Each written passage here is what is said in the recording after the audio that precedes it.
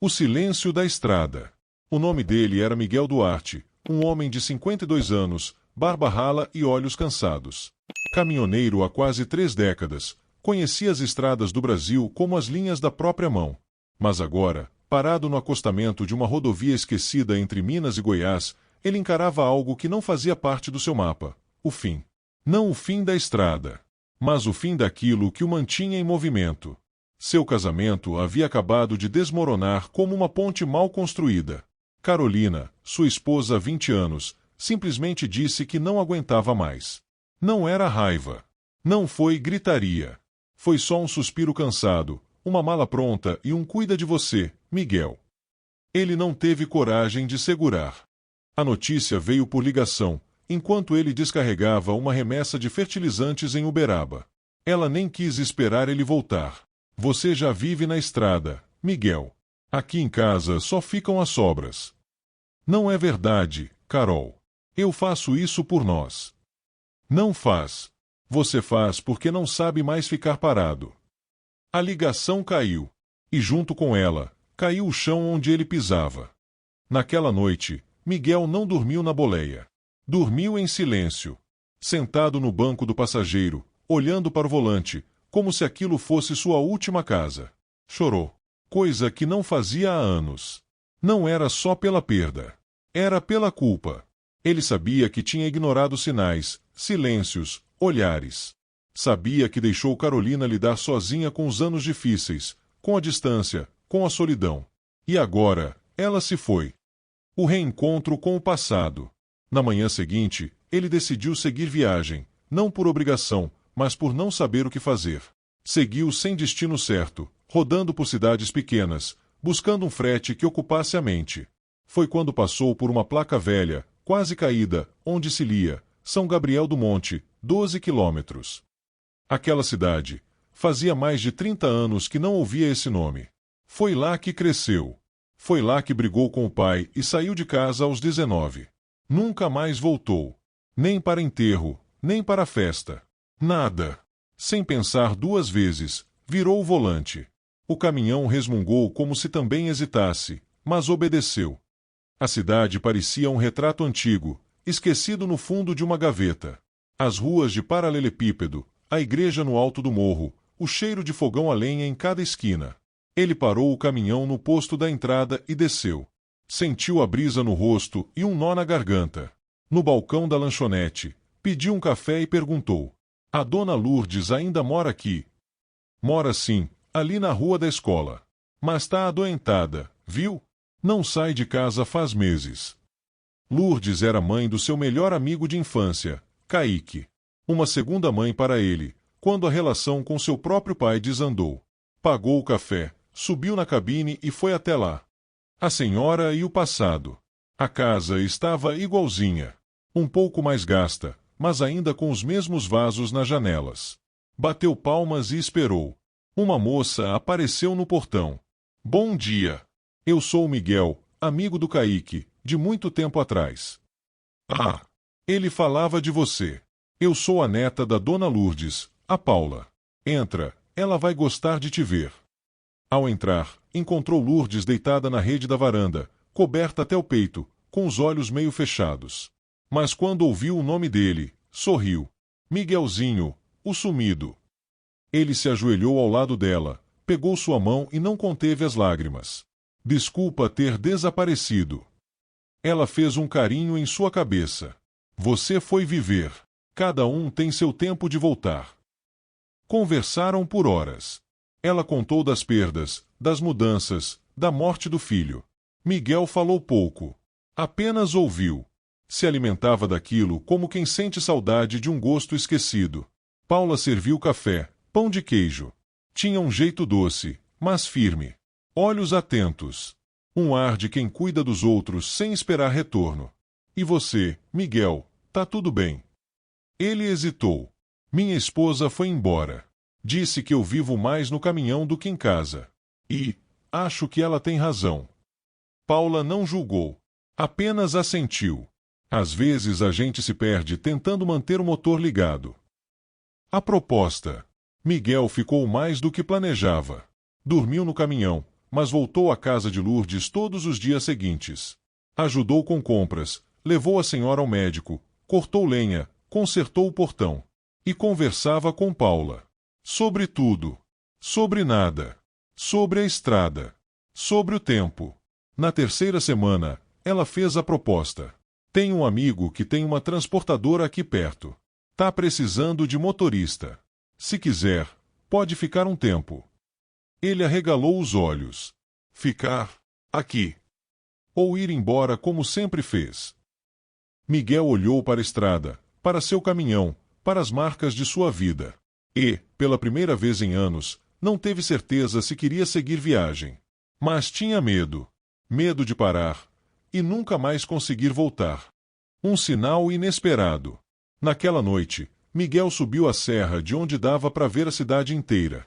Levou uma garrafa de café e sentou no capô do caminhão, vendo as luzes lá embaixo.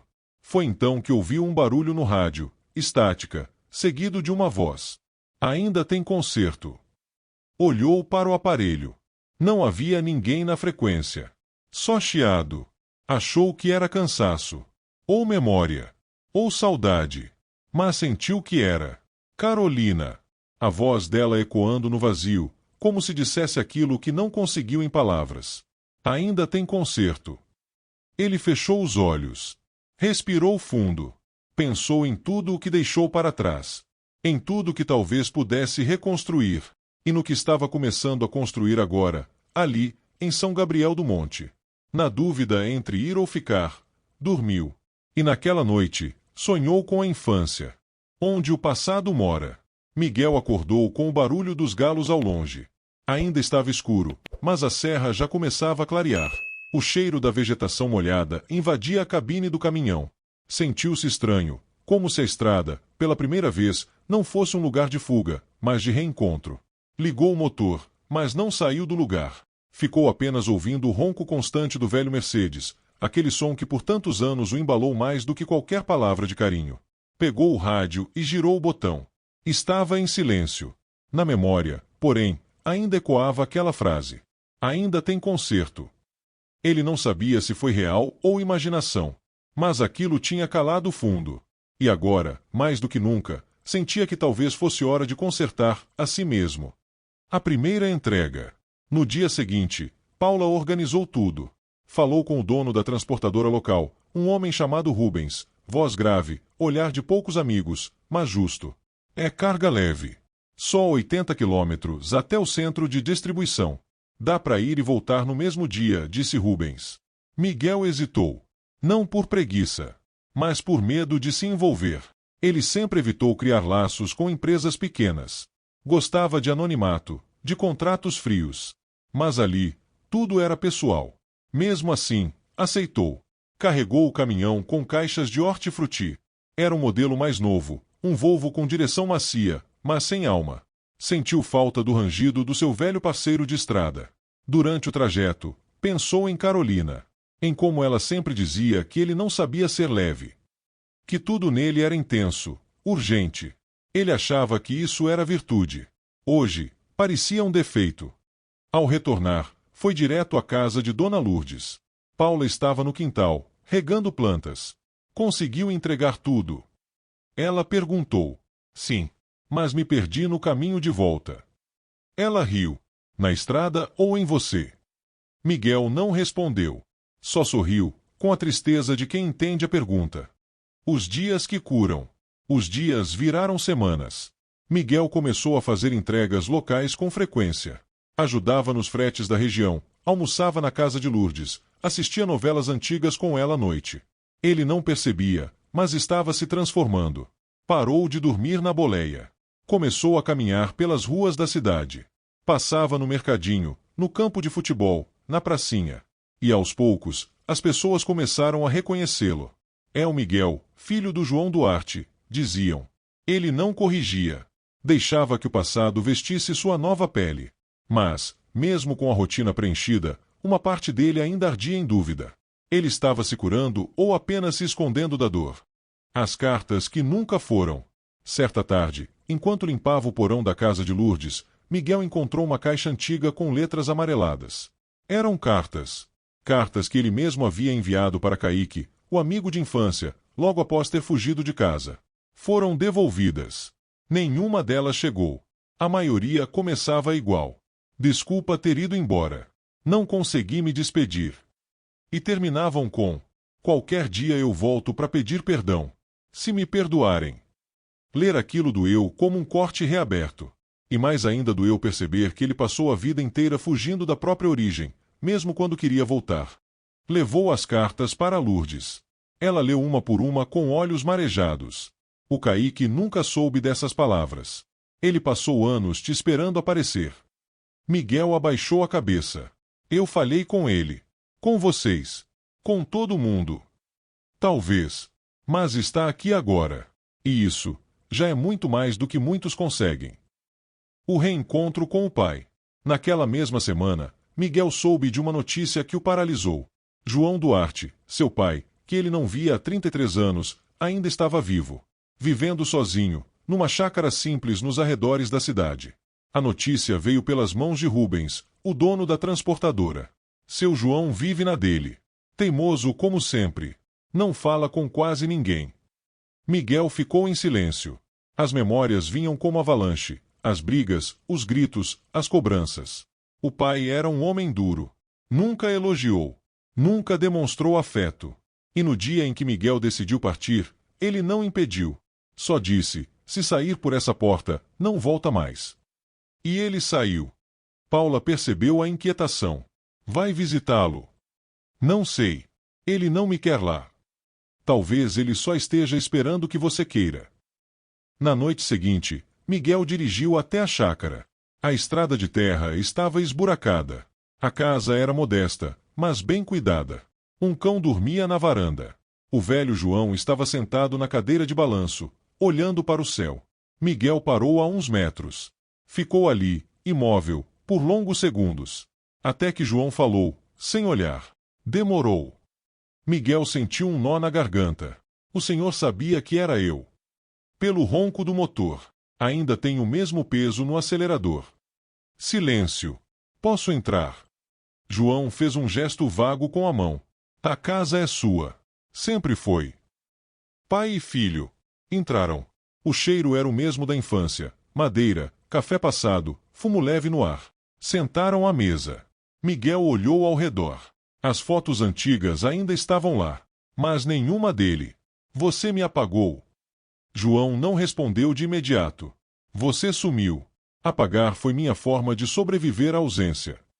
Eu te odiei por anos. Eu também. Ambos riram. Pela primeira vez, com dor e com afeto. Conversaram por horas. O tempo havia feito deles dois homens feridos. Mas prontos para recomeçar. No fim da conversa, João disse: sabe por que a estrada te atrai tanto? Miguel balançou a cabeça. Porque ela não julga.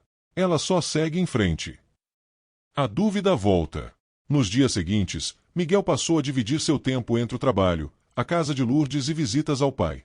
Mas algo começou a se agitar dentro dele. Uma inquietação. Paula percebeu. Tá pensando em voltar para a estrada, né? Ele não mentiu. Talvez. Eu me encontrei aqui, mas também sinto que tô me perdendo. Ela ficou em silêncio. O problema não é a estrada, Miguel. É onde você se esconde quando dirige. Ele olhou para ela. E se eu prometer não me esconder mais? Ela sorriu. Então talvez você não precise mais ir embora. O retorno chamado saudade. A notícia chegou numa segunda-feira nublada, como tantas que passavam despercebidas em São Gabriel do Monte. Mas para Miguel, aquela segunda-feira traria uma escolha que mudaria tudo. Rubens entrou apressado no pátio da transportadora, onde Miguel organizava a próxima entrega de hortaliças. Ele segurava o celular na mão como se fosse uma carta de convocação. Miguel, uma empresa grande de São Paulo ligou aqui. Disseram que um ex-colega seu indicou seu nome. Eles precisam urgente de um motorista experiente para uma rota internacional. Caminhão novo, salário alto, contrato direto. Miguel sentiu o corpo inteiro esquentar. Internacional. Tipo, Mercosul. Rubens assentiu. É. Brasil, Argentina, Paraguai. Rota pesada, mas limpa. E pagam em dólar. A proposta soava como música de outro tempo. Do tempo em que ele acreditava que sucesso era sinônimo de distância. Rubens continuou. Precisa decidir rápido. Querem começar semana que vem. Vai ou fica? O jantar. Naquela noite, Paula preparou um jantar simples, mas com cuidado. Arroz soltinho, carne de panela e legumes. Dona Lourdes já dormia, o que deixava o ambiente mais silencioso e mais íntimo. Miguel não conseguiu segurar. Me ofereceram uma rota internacional, bem paga, caminhão de primeira. Paula não esboçou reação imediata. E você quer ir? Não sei. Parte de mim grita que sim. Outra parte se pergunta para quê. Ela olhou para ele com serenidade. E se você for, o que fica para trás? Miguel suspirou. Vocês. Silêncio. Eu.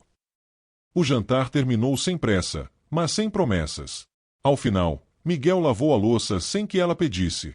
Quando se despediu, Paula segurou a mão dele com firmeza. Se decidir ir, vá inteiro. Mas se ficar, também fique inteiro. Pela primeira vez na vida, Miguel, não fuja de você. Ele não conseguiu dormir naquela noite. Conversa com o pai. No dia seguinte, Miguel foi até a chácara do pai. O velho João estava consertando uma cerca. Ficou sabendo da proposta. Miguel começou. João apenas assentiu. E o que acha? O pai apoiou o martelo e encarou o filho. A estrada sempre te chamou. Mas agora você sabe que não é o asfalto que dá sentido. É o porquê de andar por ele.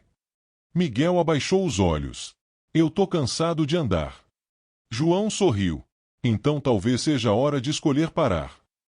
A visita inesperada. Na mesma tarde, enquanto Miguel abastecia o caminhão no posto, um carro preto com vidros escuros estacionou atrás dele. Da porta traseira, desceu uma mulher loira, de blazer bege, salto baixo e olhar aflito. Ele demorou 2 segundos para reconhecer. Era Carolina, a mulher que partiu sem olhar para trás. Ela se aproximou devagar. Miguel. Ele congelou. Não sabia se recuava, se sorria, se chorava. Como me achou?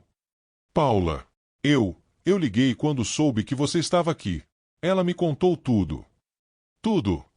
O suficiente para entender que talvez eu tenha errado também. O acerto de contas.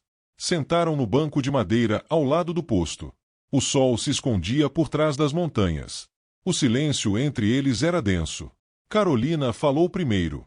Eu fui embora porque achei que você já tinha ido antes. A estrada virou tua casa, e eu fiquei esperando numa sala vazia. Miguel suspirou. Eu pensei que estava fazendo tudo por nós. Eu sei. Mas você nunca me deixou entrar na tua estrada. Só me mostrou o destino, nunca a viagem. Ele mordeu o lábio. E por que voltou agora? Porque percebi que só consigo seguir, se pelo menos tentar entender. Se houver perdão.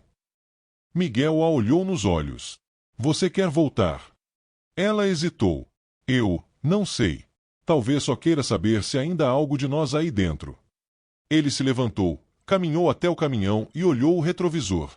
No reflexo, viu a mulher que um dia amou e a estrada que sempre o esperava. O pedido. No fim da tarde, Miguel foi até a casa de Paula. Ela estava no jardim, como sempre. Ela veio. Paula não precisou perguntar quem. E? Conversamos. Não sei o que pensar. Paula sorriu com gentileza. Você vai ter que escolher, Miguel. Mas não entre mim e ela. Nem entre a cidade e a estrada. Escolha entre viver no passado ou criar um novo caminho. Ele sentiu as palavras baterem fundo. E se eu errar de novo? A gente erra, mas pode tentar diferente. A decisão. Na manhã seguinte, Miguel dirigiu até o Mirante da Serra, seu refúgio particular. O lugar onde escutava o motor dos pensamentos. Levou café, como de costume. O rádio, como sempre, chiava. Mas dessa vez, uma frequência se abriu. Uma música antiga começou a tocar. Era a mesma que ele e Carolina dançaram no casamento. Ele não lembrava mais da letra, mas sentia a melodia no peito. Naquele instante, entendeu. A estrada não o chamava mais. Ela apenas sussurrava lembranças. Mas o presente gritava diante dele. Pegou o celular. Ligou para Rubens. Agradece a empresa. Mas eu não vou. Um novo começo. Na semana seguinte, Miguel assinou contrato fixo com a transportadora de Rubens. Conseguiu financiar um caminhão novo, mas preferiu manter o seu velho parceiro, o Mercedes vermelho, mesmo cansado, ainda rodava como um guerreiro. Carolina voltou para São Paulo, mas os dois seguiram se falando. Não para voltar, mas para se perdoarem. Paula e Miguel começaram a andar juntos. Sem pressa. Sem promessas. Apenas com presença. E todas as noites, ele passava na casa de Dona Lourdes. Levava café, assistia um capítulo da novela, contava como foi o dia. Dessa vez, ele não precisava mais partir para se sentir vivo. Agora, pela primeira vez, Miguel estava em casa. Quando a estrada testa o recomeço. Miguel sempre ouviu dizer que quando a gente se reencontra com a própria vida, o mundo testa para ver se é de verdade. E ele entendeu isso na pele logo nos primeiros meses de rotina nova. Trabalhar com Rubens na transportadora era mais estável, mas exigia muito mais do que só dirigir. Cargas pequenas, rotas complicadas, muitos horários apertados e clientes exigentes. O glamour dos grandes fretes internacionais não existia ali. Era tudo no suor. Mas Miguel aceitou cada entrega como um degrau. Afinal, por anos ele acreditou que o volante era sua única identidade. Agora, estava aprendendo a dirigir sua própria história. O inesperado na estrada. Numa manhã de quinta-feira, Miguel saiu cedo para uma entrega numa cidade vizinha chamada Itaiçaba. A carga era de materiais escolares, e o tempo era curto. O caminhão tinha que estar no destino até o meio-dia. Ele seguiu pela rodovia com calma, mas atento. Já havia feito aquele percurso outras vezes. Tudo ia bem, até que ao fazer uma curva fechada, notou um carro parado no acostamento com o capô levantado. Na frente, uma mulher gesticulava com desespero. Ao lado dela, um garoto de no máximo 10 anos segurava a mochila escolar. Miguel encostou sem pensar. Problema no motor? Perguntou enquanto descia do caminhão. Sim, começou a fumacear. E meu filho vai perder a prova se não chegar à escola. Ela parecia exausta. Olheiras fundas, cabelo preso às pressas. O menino olhava com uma mistura de medo e esperança. Miguel examinou rapidamente. Radiador ferveu. Vai demorar. Mas, posso levar vocês até a cidade. O colégio fica no caminho. Ela hesitou, mas a urgência venceu a desconfiança. Aceitamos. O que começa no acaso. Durante o trajeto, o garoto se soltou rápido. Chamava-se Leandro. Falava sem parar. Sobre provas, futebol e o sonho de ser astronauta. A mãe, por outro lado, permanecia reservada. Chamava-se Tainá. Tinha mudado há pouco tempo para a cidade e ainda buscava emprego fixo. Miguel apenas ouvia. De vez em quando, olhava pelo retrovisor e via no rosto dela o mesmo cansaço que viu em si mesmo meses atrás. Ao chegar no colégio, Leandro saltou como se estivesse numa missão da NASA. Deu um tchau animado e correu. Tainá ficou em silêncio. Obrigada, de verdade. Não sei o que teria feito sem isso. Miguel acenou com a cabeça. Às vezes, a estrada cruza os caminhos certos. Ela sorriu com os olhos. Se um dia puder tomar um café, é só passar lá em casa. Casa 17, Rua das Mangueiras. E desceu. Miguel ficou ali, olhando pelo retrovisor. Algo naquela mulher tocou um ponto esquecido. Ecos do passado. Ao retornar à cidade, Miguel comentou o ocorrido com Paula durante o jantar. Ela ouviu atenta. Você vai visitá-la? Não pensei nisso. Pensou sim. Só não sabe o que fazer com o que sentiu. Miguel ficou em silêncio. Era verdade. Nos dias seguintes, não conseguiu tirar a imagem de Tainá da cabeça. Não era paixão. Era identificação.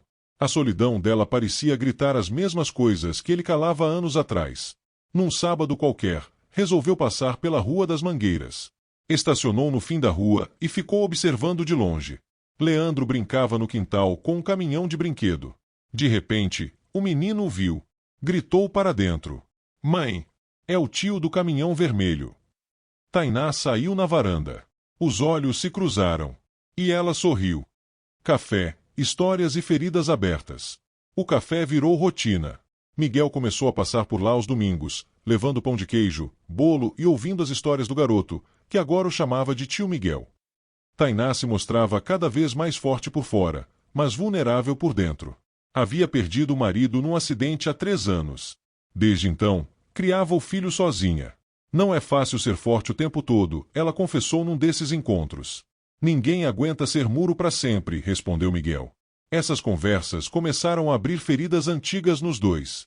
Feridas que, expostas, podiam finalmente cicatrizar. A crise inevitável. Mas a tranquilidade foi interrompida de forma brusca. Numa tarde de temporal, Miguel estava a caminho de uma entrega quando recebeu a ligação de Rubens.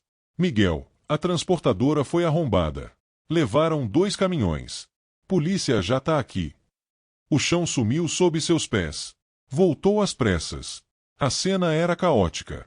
Viaturas, funcionários nervosos, cliente chegando, carga desaparecida. Rubens estava branco. Se continuar assim, vou ter que fechar as portas. Miguel sentiu o peso da notícia. Aquilo não era só um emprego. Era parte do recomeço dele. Parte da nova vida. Nos dias seguintes, ajudou Rubens com tudo. Segurança reforçada, conferência de estoque, chamadas a antigos parceiros. Mas a situação era crítica. Foi então que surgiu uma alternativa. Rubens recebeu um convite para integrar sua pequena frota a uma rede regional maior. Isso significaria estabilidade, mas também mudanças, nova gestão, cortes de equipe, e Miguel teria que se tornar funcionário de base, sem liberdade de rota. A nova dúvida. À noite, Miguel caminhou até o mirante. O mesmo de sempre. O rádio estava mudo. Mas dentro dele, o barulho era ensurdecedor. Ele havia conquistado tanta coisa nos últimos meses. Estava mais inteiro. Mais próximo do pai. De Paula. De Tainá e Leandro.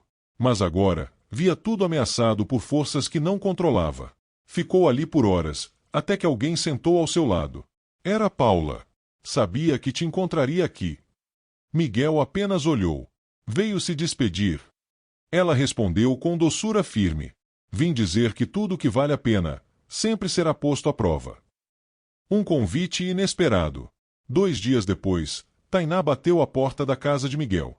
Posso entrar? Claro. Ela respirou fundo. Consegui um espaço num bazar da cidade. Vão abrir vagas para cozinheiras. Pensei em tentar. Miguel assentiu. Você cozinha bem. Vai dar certo. Ela o encarou por um momento.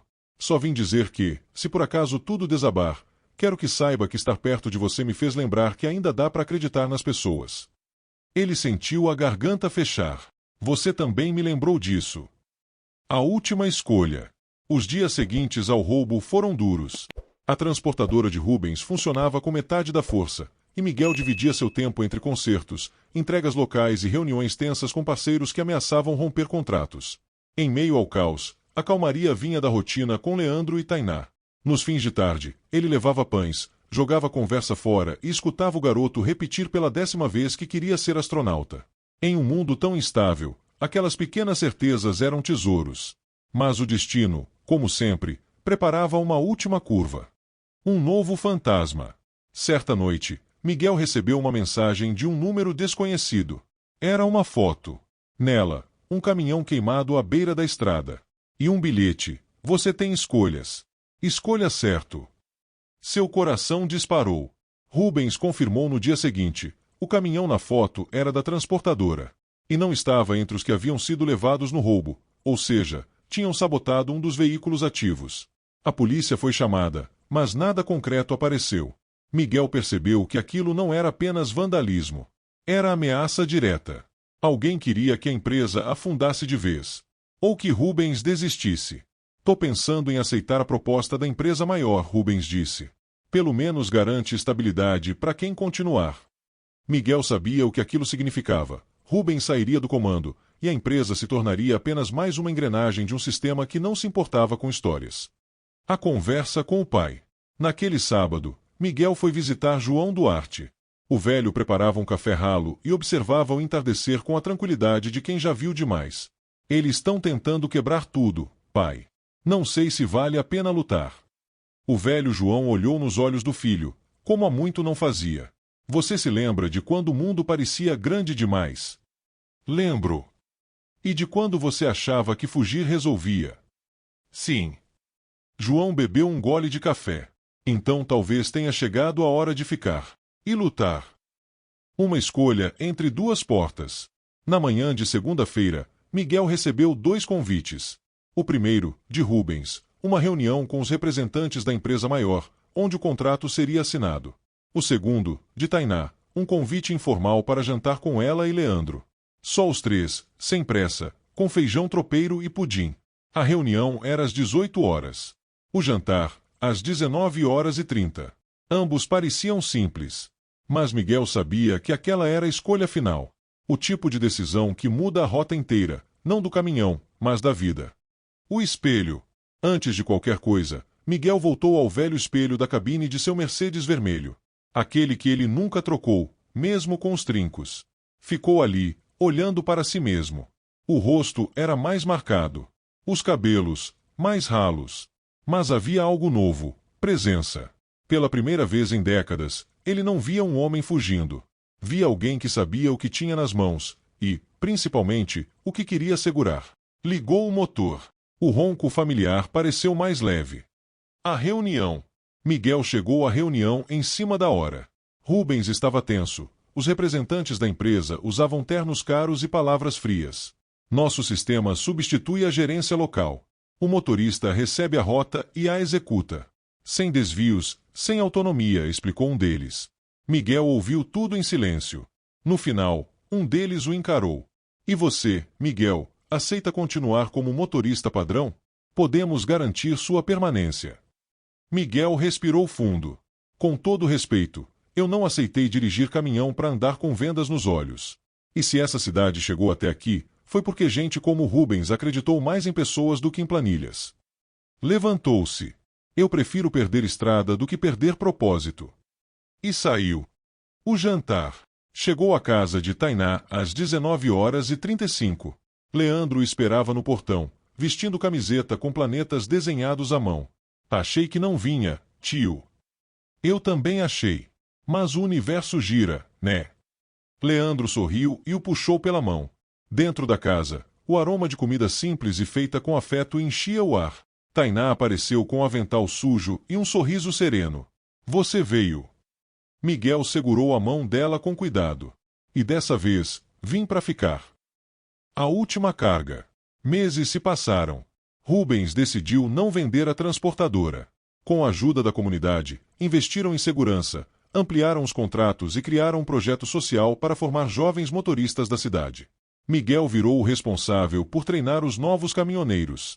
O velho Mercedes foi reformado, mas mantido como relíquia. Tainá conseguiu o trabalho no bazar e virou referência na cozinha da cidade. Leandro, bem, ele agora sonhava em dirigir foguetes e caminhões. A carta. Certa tarde, Miguel escreveu uma carta. Coisa que não fazia há décadas. Filho, não sei se algum dia você vai ler isso. Mas se um dia encontrar este envelope, quero que saiba. Fugi de muitas coisas na vida. Medos, erros, pessoas. Mas nunca deixei de pensar em você. A estrada me ensinou que fugir é fácil. Difícil mesmo é parar, olhar para dentro e consertar o que quebrou. Hoje, finalmente, estou tentando fazer isso. Me perdoe por ter sido ausente. Me perdoe por não ter sido o pai que você precisava. Mas saiba, eu sempre te amei. Com amor. Seu pai, Miguel. Dobrada, a carta foi guardada no porta-luvas do caminhão. Talvez um dia ele tivesse coragem de enviá-la. Ou talvez, só escrever já tivesse sido o começo do perdão. A estrada não esquece. Numa manhã qualquer, Miguel acordou mais cedo que o normal. Colocou a garrafa de café na garupa do caminhão, beijou a testa de Tainá e deixou um bilhete para Leandro. Vou buscar mais histórias para contar. Volto logo. Dirigiu até o Mirante da Serra. O mesmo lugar onde tantas vezes buscou respostas. Parou o caminhão, abriu a porta e desceu. Lá do alto, a estrada parecia um rio de possibilidades. Ele sorriu. Porque, pela primeira vez, não precisava fugir para seguir. Ele apenas seguia em paz. Se essa história te tocou de alguma forma, deixa seu like, porque isso ajuda demais o canal a continuar trazendo histórias como essa. Se inscreve aí se ainda não for inscrito. Aqui a gente conta histórias reais, emocionantes e que merecem ser lembradas. E compartilha com alguém que ama a estrada ou que precisa ouvir uma mensagem de força hoje. Ah, e se você curte esse tipo de história, clica aqui do lado e assiste mais um vídeo emocionante que a gente separou para você. Até a próxima viagem!